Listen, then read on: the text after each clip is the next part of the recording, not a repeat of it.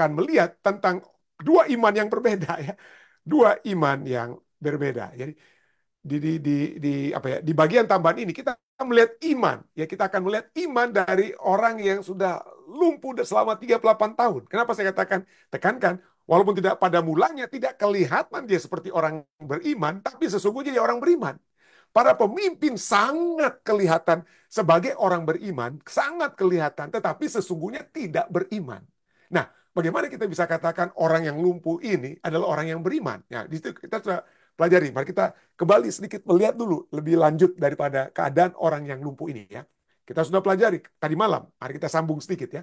Di situ ada seorang yang sudah 38 tahun lamanya sakit. Ketika Yesus melihat orang itu berbaring di situ, karena ia tahu Yesus apa? Dikatakan Yesus tahu orang tersebut. Nanti kita akan lihat ada kata yang sama digunakan oleh Yesus kepada para pemimpin agama. Yesus tahu apa isi hati mereka. Yesus juga mengetahui iman orang yang sudah lumpuh atau orang yang sudah sakit selama 38 tahun. Jadi karena ia tahu bahwa ia telah lama dalam keadaan itu, berkatalah ia kepadanya, maukah engkau sembuh? Kita sudah lihat, tadi malam kita sudah pelajari. Kata implikasi dari pertanyaan Yesus itu 4 kan. Yesus mengetahui realitas atau kenyataan penyakitnya. Yesus tahu. Makanya Yesus langsung tawarkan, maukah kamu aku tolong supaya kamu dilempar dalam kolam? Oh bukan gitu. Itu kan hanya mitos, hanya kepercayaan. Bukan satu fakta. Ya. Kita sudah pelajari tadi malam. Ayat 4 dari Yohanes 5 itu adalah satu tambahan yang diberikan untuk menyatakan kepercayaan saat itu. Bukan satu apa? Kebenaran. Tapi kepercayaan orang-orang saat itu. Kalau airnya goyang, lompatlah itu yang pertama itu sembuh dan lain sebagainya. Jadi Yesus mengetahui realitas kenyataan penyakitnya. Maukah engkau sembuh? Lalu Yesus menawarkan kemungkinan penyembuhan. Tapi kemungkinan itu harus disambut. Kemungkinan itu harus disambut dengan iman. Harus diterima dengan iman. Jika orang itu bersedia, ayat ketiga, ia harus percaya kepada Yesus. Dan jika orang itu bersedia, ya, maka ia harus. Jadi ada syarat di sini. Jadi poin 1 dan 2. Ini menjawab dikit pertanyaan Bapak Richard Rumagit juga tadi malam ya. Saya lihat di bagian tambahan ya. Poin 1 dan 2, apa yang Yesus dapat lakukan. Poin 2 dan 3, apa yang manusia dapat lakukan ya untuk menerima tawaran Yesus. Ya. Jika, itulah makanya katanya apa? Jika tidak bisa dipaksakan. Kalau kita mau, kalau kita tidak mau ya kita tidak terima keselamatan tersebut. Ya, kita lihat bagaimana orang ini mulanya itu apa? Dia imannya itu masih tipis, lainnya masih cetek ya. Dikatakan apa? Jawab orang itu kepada Tuhan, kepada Yesus ya. Tuhan, tidak ada orang yang menurunkan aku ke dalam kolam apabila airnya mulai goncang dan sementara aku menuju kolam itu orang lain sudah turun mendahului aku. Pertanyaan Yesus, maukah kamu sembuh? Yesus tidak tanya, maukah kamu aku tolong? Tapi bagi dia, rencananya dia, pemahamannya dia, Yesus hanya mau menolong dia, bukan untuk menyembuhkan dia.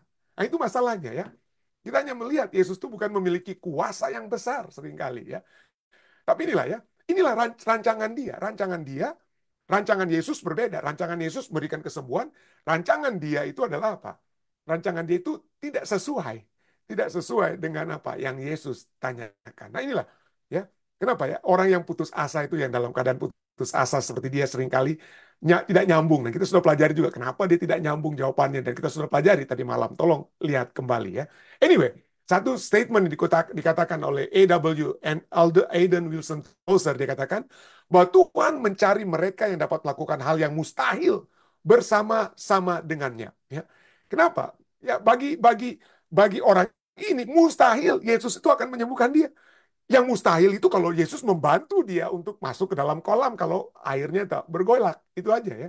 Jadi, tapi Tuhan mencari mereka yang dapat melakukan hal yang mustahil bersama-sama dengannya. Sungguh disayangkan bahwa kita hanya merencanakan hal yang dapat kita lakukan sendiri. Jadi seringkali rencana-rencana kita itu ya apa? Yang kita pikirkan. Orang ini katakan apa? Tidak ada orang yang menurunkan aku, itu rencananya. Orang lebih dahulu turun melalui aku. Bukan. Yesus mau menyembuhkan dia ya secara langsung ya. Tetapi untuk menyembuhkan dia harus jika dia mau disembuhkan, jika itu satu apa? Satu apa? Kemungkinan. Jika itu kemungkinan. Tapi untuk dapat kemungkinan tersebut dia harus menerima apa? Menerima tawaran Yesus. Jadi seperti saya khotbah saya sahabat lalu dan kita kembali lihat dari kutipan Nyonya White, Patriarch and Prophet. Di halaman 59 dikatakan apa? Bahwa rahasia kesuksesan, the secret of success, adalah penyatuan kekuatan ilahi dengan usaha manusia atau kemauan manusia. Mau nggak kita terima kekuatan ilahi tersebut? Kalau orang tersebut tidak mau menerima kekuatan atau penyembuhan Yesus, dia tidak akan terima. Jadi dia harus menerima. Harus menerima supaya apa? Kekuatan tersebut, supaya kekuatan itu nyata dalam dirinya. Itulah sebabnya Yesus berkata kepadanya, bangunlah, bangunlah. Yesus tidak lagi berargumentasi. Yesus tahu imannya itu, tapi Yesus tahu ada iman yang akan apa? Lebih yang sudah ada walaupun sedikit yang akan kita lihat di sini. Bagaimana orang ini memiliki iman. Ini kita lihat pada saat Yesus katakan apa? Kepadanya, bangunlah, angkatlah tilammu dan berjalanlah. Coba kita lihat. Ingat, ini bangun yang pertama-tama. Kedua, angkat tilam. Lalu ketiga apa? Berjalan. Ini nggak bisa diputar. Bangun, angkat, dan berjalan ini tidak bisa diputar.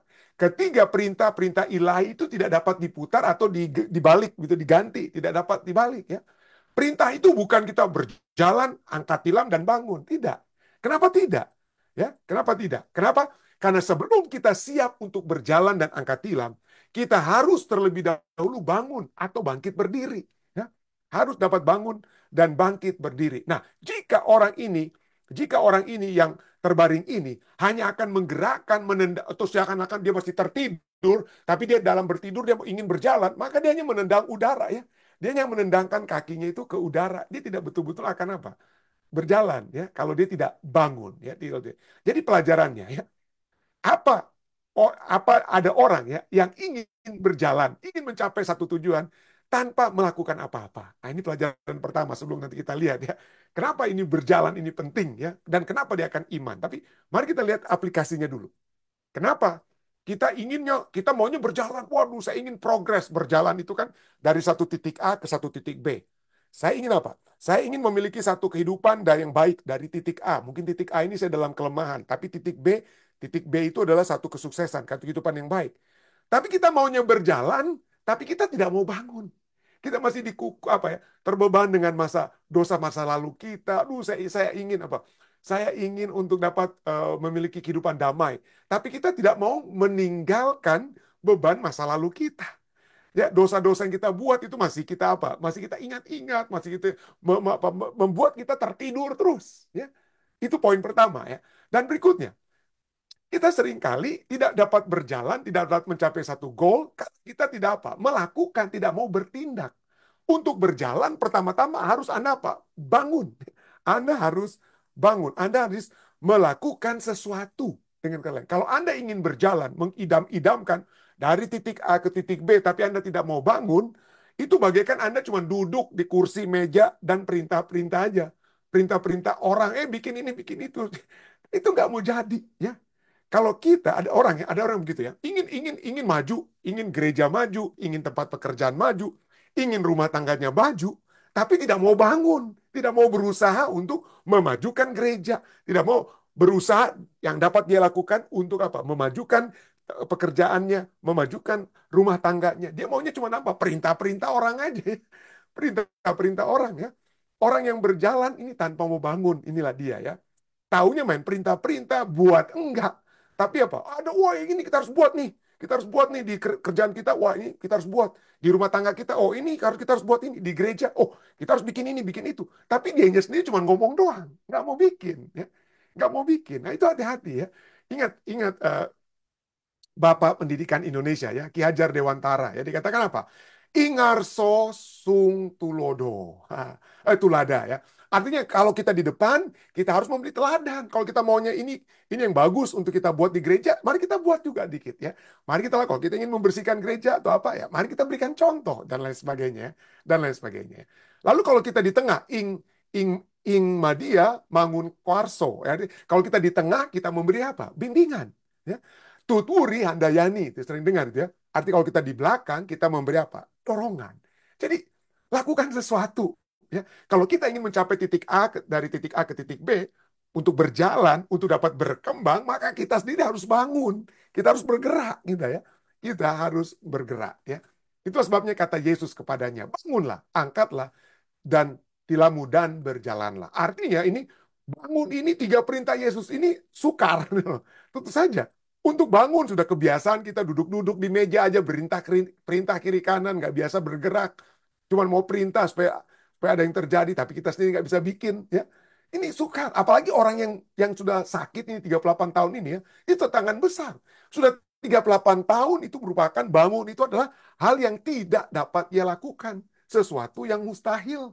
Tetapi ingat, seperti tadi kutipan kita baca, Tuhan ingin kita melakukan hal yang mustahil. Yesus datang untuk memerintahkan. Yesus tidak datang untuk memerintahkan kita melakukan hal-hal yang dapat kita lakukan sendiri. Dalam pelajaran orang yang lumpuh atau tidak dapat bangun selama 38 ini, dia perintahkan karena selama 38 tahun dia tidak dapat melakukan apa yang Yesus katakan itu untuk bangun. Untuk bangun nggak bisa dia. Tapi Yesus tidak datang untuk memerintahkan kita melakukan hal-hal yang dapat kita lakukan sendiri. Yesus datang untuk memampukan kita melakukan hal yang mustahil. Ya, ini kan sudah 38 nggak bisa bangun, nggak bisa bangkit. Tapi kalau kita terima dengan iman dan orang ini terima dengan iman, kita tahu dia akan bangkit. Itulah kita dapat melihat iman orang tersebut. Seperti Yesus menyembuhkan orang yang satu tangannya apa ya? Mati sebelah tangannya. Matius 12 ayat 10-13 dikatakan di Ka'bah itu ya. Di situ ada seorang yang mati sebelah tangannya. Lalu kata Yesus pada orang itu, ulurkan tanganmu. Nah, kalau dia tidak punya iman, ya, kalau dia tidak punya iman, ini sudah lama tangannya sudah mati. Tapi karena dia punya iman, dia ulurkan.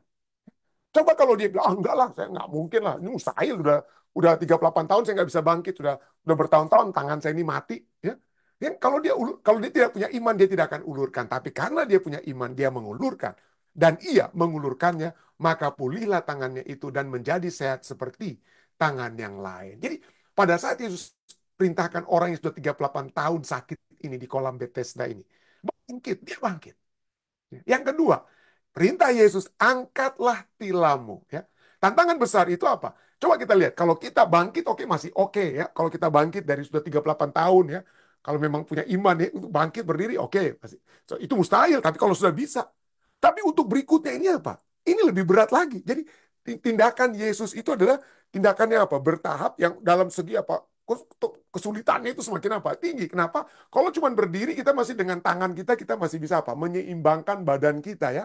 Ya, sulit menyeimbangkan tubuh setelah sakit dalam waktu lama. Tapi kalau itu masih bisa.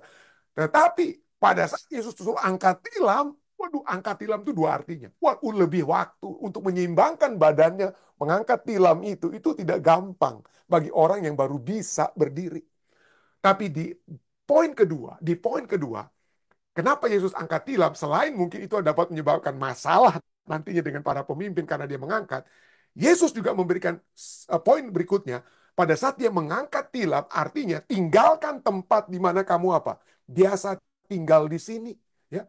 Tidak ada persiapan jika penyembuhan itu gagal. Jadi jangan kita apa, oke lah saya mau pergi, saya mau berdiri, saya mau berjalan, tapi tilam saya tinggalin dulu ya. Dan siapa tahu nanti saya apa ya, kalau gagal setelah 100 meter, setelah 1 kilometer saya lumpuh lagi ya, minimal tilam saya ini masih ada di tempat saya. Tempat saya ini masih di reserve ya. Masih ada posisi saya di situ. Enggak, ya. Tidak, jangan lagi pikir-pikir tentang tilam.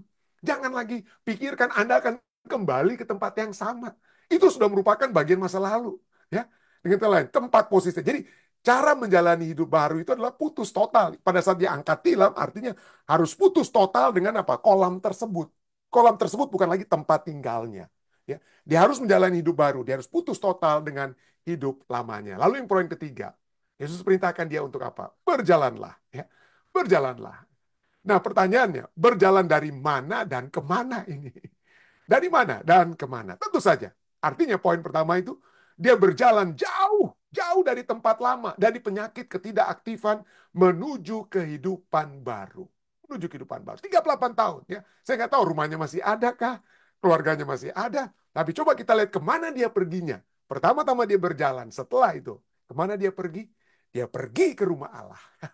Ya, dia pergi ke bait suci dengan lainnya. Dia pergi ke bait suci. Dia ingin mencari Allah.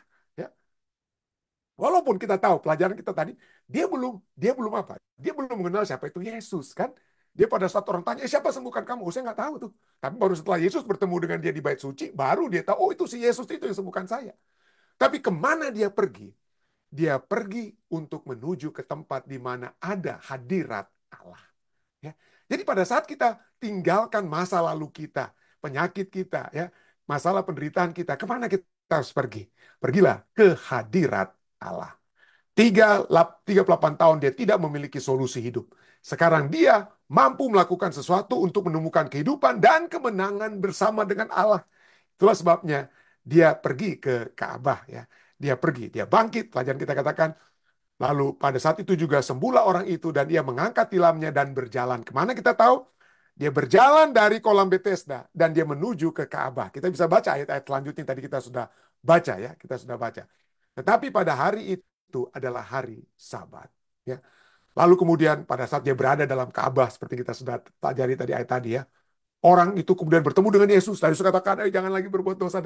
Lalu orang itu keluar. Yohanes 5 ayat 15-16 katakan, orang itu keluar lalu menceritakan kepada orang-orang Yahudi bahwa Yesuslah yang telah menyembuhkan dia. Dan karena itu orang-orang Yahudi berusaha menganiaya Yesus karena ia melakukan hal-hal itu pada hari Sabat. Atau dalam bahasa Inggrisnya adalah ayat 16 ini, New King James Version katakan, for this reason, oleh karena itu, orang-orang Yahudi menganiaya Yesus, berusaha menganiaya Yesus dan mencoba untuk membunuh Yesus karena ia melakukan hal-hal itu pada hari Sabat. Kemudian Yesus harus berargumentasi, Yesus mencoba untuk meyakinkannya. Coba kita lihat. Orang ini, orang yang lumpuh ini, 38 tahun. Tetapi masih memiliki iman. Kenapa dia mendengar perintah Yesus? Bangkitlah, angkat tilammu, dan berjalanlah. Dia ikut perintah Yesus. Dia percaya. Dia lakukan itu. Dia masuk ke dalam Ka'bah, bertemu dengan orang-orang beriman. Orang-orang yang sudah di dalam Ka'bah itu sudah biasa baca firman Tuhan, buka-buka kitab suci. Baca kitab suci, menunjukkan keagamaan mereka dengan berdoa dan lain sebagainya, berkhotbah dan lain sebagainya. Tapi kemudian mereka berusaha untuk membunuh Yesus. Berusaha untuk apa? Menganiaya Yesus. Ya. Yang tidak mereka kenal saat itu. Walaupun mereka sudah dengar, ya, mereka sudah tahu apa yang Yohanes, kalau Anda baca kitab Yohanes pasal pertama, ya, dan kedua, kita lihat bagaimana Yohanes itu di padang gurun, banyak-banyak orang yang telah dia baptis, dan juga setelah dia melihat Yesus, Yohanes katakan, inilah anak domba Allah yang akan menghapus isi dosa dunia ini. Mereka sudah dengar tentang apa yang dikatakan oleh Yohanes, mereka sudah tahu ada Mesias yang akan datang menebus umat manusia dari dosa. Tetapi interpretasi, pemahaman mereka itu apa? Berbeda. Itulah sebabnya pelajaran kita meminta kita untuk baca Yohanes 5 ayat 38 sampai 42. Tapi saya ingin minta kita baca dari ayat 37, ya. Pada saat Yesus harus menjelaskan kenapa hatimu itu keras. Kenapa kamu dari luar adalah orang-orang yang beriman. Tapi dalam hatimu kamu tidak beriman. Lihat nih orang yang baru sembuh. Dan ketelah ini kalau Yesus mau sambung, ya. Seperti kita bisa sambung saat ini. Ini orang yang sudah 38 tahun hidupnya menderita. Ya. Tidak hidup di dalam bait suci. 38 tahun dia nggak pernah masuk bait suci. 38 tahun tidak pernah merayakan perayaan-perayaan Yahudi di dalam bait suci. Tapi imannya ada. Kamu tidak punya iman. Kenapa kamu tidak punya iman? Nah ini Yesus katakan, kenapa mereka, para pemimpin dan juga saudara dan saya dapat menjadi orang yang beragama, orang yang masuk gereja, tetapi tidak memiliki iman. Sayang sekali kalau itu terjadi. Tapi ini dia. Yesus katakan, Bapa yang mengutus aku, dialah yang bersaksi tentang aku. Kamu tidak pernah mendengar suaranya. Rupanya pun kamu tidak pernah lihat Bapa, ya. Walaupun sekali lagi Yohanes membaptis sudah bilang, inilah anak domba Allah. Tapi mereka apa? Kesaksian tentang Yesus itu nggak mau dengar oleh mereka. Kenapa? Ayat 38. Dan firman-Nya tidak menetap dalam dirimu. Ya. Sebab kamu tidak percaya kepada Dia yang diutusnya. Ya. Kamu tidak percaya kepada Yesus yang adalah firman itu sendiri. Tapi mereka tidak percaya. Ayat 39. Kamu menyelidiki kitab suci. Kitab suci itu diselidiki oleh para pemimpin ini. Sebab kamu menyangka bahwa olehnya kamu mempunyai hidup yang kekal. Tetapi walaupun kitab suci itu memberikan kesaksian tentang aku, namun kamu tidak mau datang kepadaku untuk memperoleh hidup itu. Aku tidak memerlukan hormat dari manusia. Kenapa?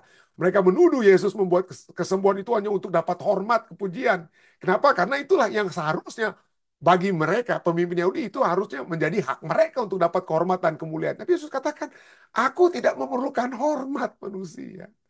Tapi inilah pelajaran kepada kita ya. Kenapa seringkali hati kita keras? Sudah tahu firman Tuhan katakan carilah dahulu kerajaan Allah, tapi kita cari kekuasaan, kita cari ini, kita cari itu, kita cari uang, kita korupsi uang jemaat, kita korupsi uang organisasi dan lain sebagainya.